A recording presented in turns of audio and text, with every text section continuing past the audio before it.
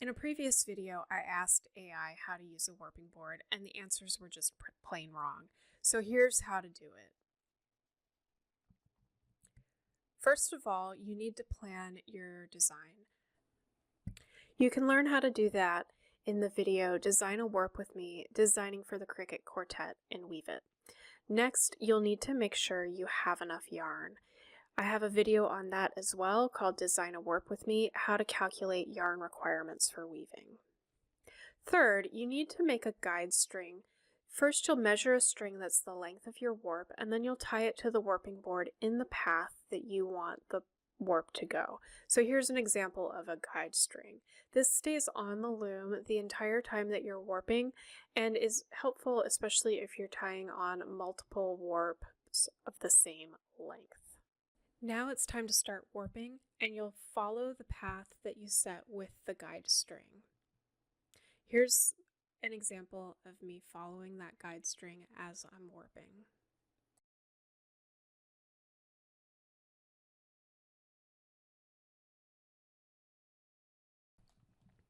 Next, you're going to make the cross. This can get a little bit tricky, so I've drawn a diagram to show what I mean. In this example, these two pegs are your cross pegs, and the warp is going to go over and under those as it goes on its path on the warping board. When the warp comes back around, it's going to travel in the opposite direction, so it's going to form this crisscross or figure 8 pattern on the warping board. Here's a simplified diagram. I actually kept this above my loom until it became muscle memory. Here's what the cross looks like with yarn. You need to make sure that you're keeping an even tension as you wind the warp. So this isn't necessarily a tight tension, and in fact, a tight tension can damage your warping board. In addition to damaging your warping board, a tight tension can cause those dowels or pegs to bow inwards, so that your warp at the beginning is longer than your warp at the end. And that will cause tension problems, it causes wasted yarn, and is just not a good idea. So keep an even tension, but not a tight tension. Keep track of how many ends you have.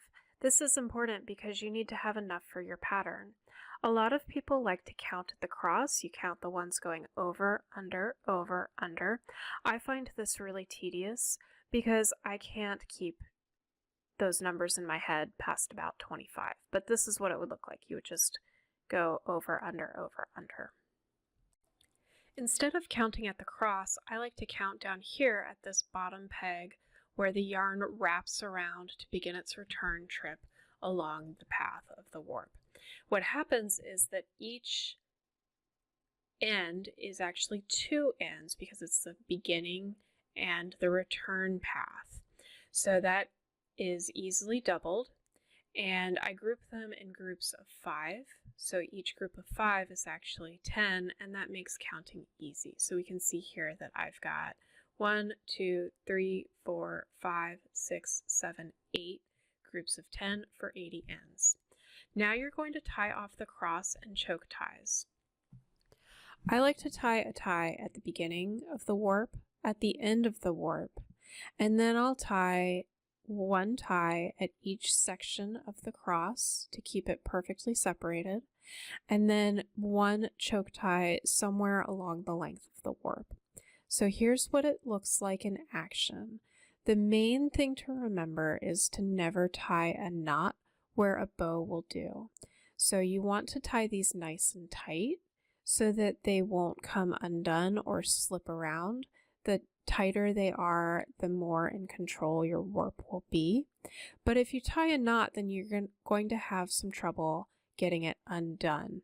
And you don't want to get scissors near your warp because you don't want to cut a warp end and have to repair it later on.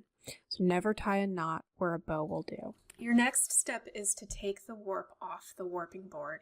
This process is called chaining. It is basically a giant crochet chain made by taking a loop and pulling the next loop through it all the way up the warp. You want to keep the warp under a constant tension as you're doing this. Normally I would be keeping the warp under much more tension than I have here, but I wanted you to be able to see it. I don't know if you noticed, but there was just one little strand that didn't want to come off with the others. This is one of the things that you're looking out for in keeping it under a constant tension. Remember, a warp under tension is a warp under control. The more tension you keep your warp under as you're going through this process, the easier it will be later on to maintain an even tension as you're warping onto the loom.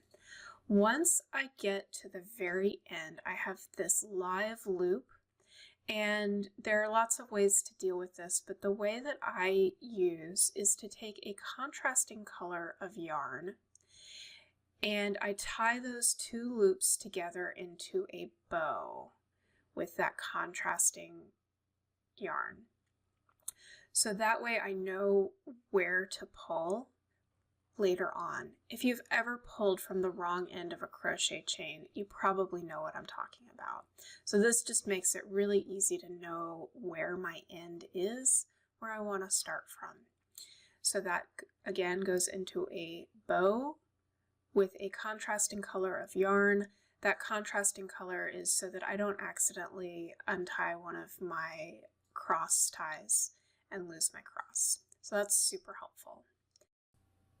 Now we're done with the warping board, and it is time to head to the loom to actually warp it.